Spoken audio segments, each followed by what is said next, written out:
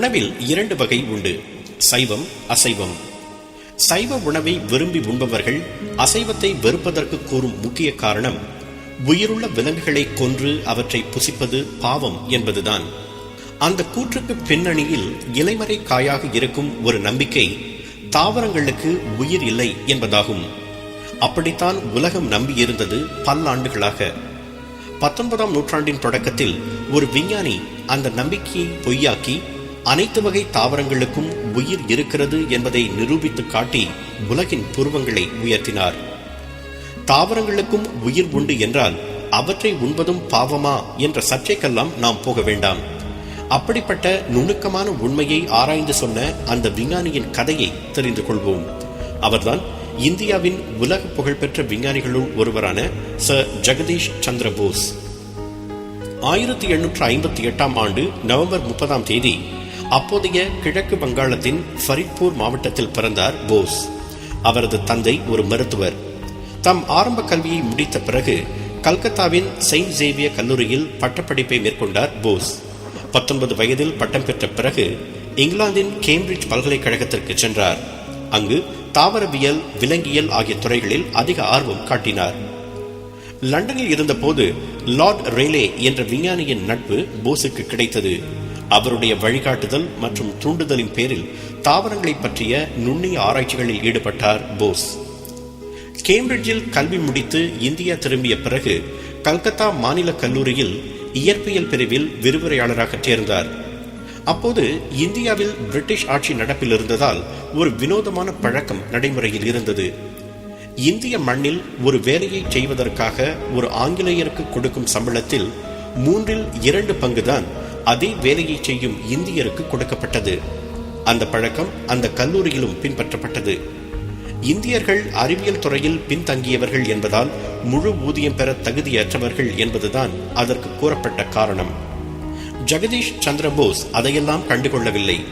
தமது அறிவு கூர்மையை பயன்படுத்தி நன்கு கற்பித்ததோடு மட்டுமின்றி பல ஆராய்ச்சிகளையும் செய்தார். அவரது பணியில் முழு திருப்தி அடைந்த கல்லூரி நிர்வாகம் போஸுக்கு முழு ஊதியம் வழங்க ஆணையிட்டதோடு ஏற்கனவே பணியாற்றிய காலத்திற்கு தர வேண்டிய நிலுவைத் தொகையையும் வழங்க உத்தரவிட்டது. பொறுத்தார் பூமியாழ்வார் என்பதற்கு அந்த சம்பவம் ஒரு நல்ல சான்று. அவ்வாறு கிடைத்த தொகையை கொண்டு ஓர் அறிவியல் ஆய்வுக்கூடத்தை நிறுவினார் போஸ். அந்த கூடத்தில் தாவரவியல், இயற்பியல் துறைகளில் பல்வேறு ஆராய்ச்சிகளில் ஈடுபட்டார். அடிப்படையில் அவர் இயற்பியல் வல்லுநராக இருந்தாலும் ரேடியோ வேவ்ஸ் எனப்படும் வானொலி அலைகளை பற்றியும் ஆராய்ச்சி செய்தார். உண்மையில் மார்க்கோனிக்கு முன்னரே கம்பியில்லா ஒலிபரப்பு அமைப்பினை போஸ் உருவாக்கிவிட்டார் என்று ஒரு குறிப்பு கூறுகிறது. ஆனால் அந்த கண்டுபிடிப்பை அறிவியல் உலகம் கண்டுகொள்ளவில்லை என்றும் அந்த குறிப்பு சொல்கிறது. சரி, மீண்டும் நாம் தாவரங்களுக்கு வருவோம்.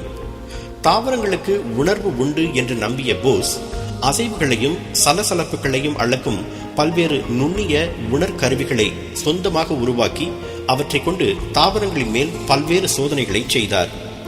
அந்த சோதனைகளின் மூலம் வெப்பம், குளிர், ஒலி, ஒளி போன்ற ஸ்டிமுலாய், அதாவது புற தூண்டுதல்கள் எப்படி மனிதர்களையும் விலங்குகளையும் பாதிக்கின்றனவோ அவ்வாறே தாவரங்களையும் பாதிக்கின்றன என்பதை நிரூபித்து காட்டினார். போஸ் ஒரு புகழ்பெற்ற பரிசோதனையையும் செய்து காட்டினார். புரோமைட் என்ற நச்சு தனிமத்தை ஊசி மூலம் ஓர் எலிக்குள் செலுத்தினார். அதே நேரத்தில் அதே தனிமத்தை ஒரு தாவரத்திலும் செலுத்தினார். எலி, தாவரம் இரண்டுமே மரணத்தின் விளிம்பில் போராடியதை கண்டு வியந்த அறிவியல் உலகம் போஸின் முடிவுகளை கைதட்டி பாராட்டியது. தனது பல்வேறு ஆராய்ச்சிகளின் முடிவை கொண்டு 2 புகழ்பெற்ற நூல்களை வெளியிட்டார் போஸ்.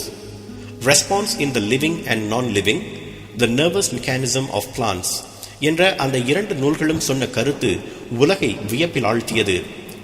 தாவரங்களுக்கும் உயிர் உண்டு. அவை மனிதர்களைப் போலவே உணவு உண்டு செரிப்பதோடு இரவில் உறங்கி காலையில் விழிக்கின்றன. அவற்றுக்கும் கூட பிறப்பும் இறப்பும் உண்டு. நம்மை போலவே மகிழ்ச்சி, துன்பம் ஆகிய உணர்ச்சிகளும் உண்டு. இவைதான் அந்த நூல்கள் சொன்ன கருத்து. தாவரங்களை நேசிப்பவர்கள் ஒன்று சொல்ல கேள்விப்பட்டிருக்கிறேன். அவற்றிடம் தினசரி அன்பாக பேசினால் அவை நன்றாக வளருமாம். ஜெகதீஷ் சந்திரபோஸின் முடிவுகளை பார்க்கும் போது அந்த கூற்றும் உண்மை என்றே தோன்றுகிறது.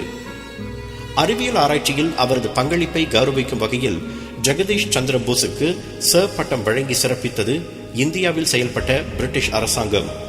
1920ஆம் ஆண்டில் லண்டன் ராயல் கழகத்தின் உறுப்பினராக அவர் சேர்த்துக் கொள்ளப்பட்டார். வாடிய பயிரை கண்ட போதெல்லாம் வாடிய வள்ளலாரை தந்த அதே இந்திய தேசம்தான் அந்த பயிர்களுக்கு உயிர் உண்டு என்ற உண்மையை கண்டு சொன்னவரையும் தந்திருக்கிறது. அந்த அற்புத விஞ்ஞானி 1937ஆம் ஆண்டு நவம்பர் 23ஆம் தேதி தமது 82வது வயதில் மாரடைப்பால் காலமானார். தோல்வியிலிருந்துதான் உண்மையான வெற்றி கிடைக்கிறது என்று ஒருமுறை கூறினார் சர் ஜெகதீஷ் சந்திர போஸ். அவருக்கு வானம் வசப்பட துணை புரிந்த பண்புகள் ஈடுபாடு, துணிச்சல், மன உறுதி, தன்னம்பிக்கை, சோர்வின்மை, பொறுமை. அந்த பண்புகளில் சிலவற்றை பின்பற்றினாலும் போதும், நமக்கும் அந்த வானம் வசப்படும்.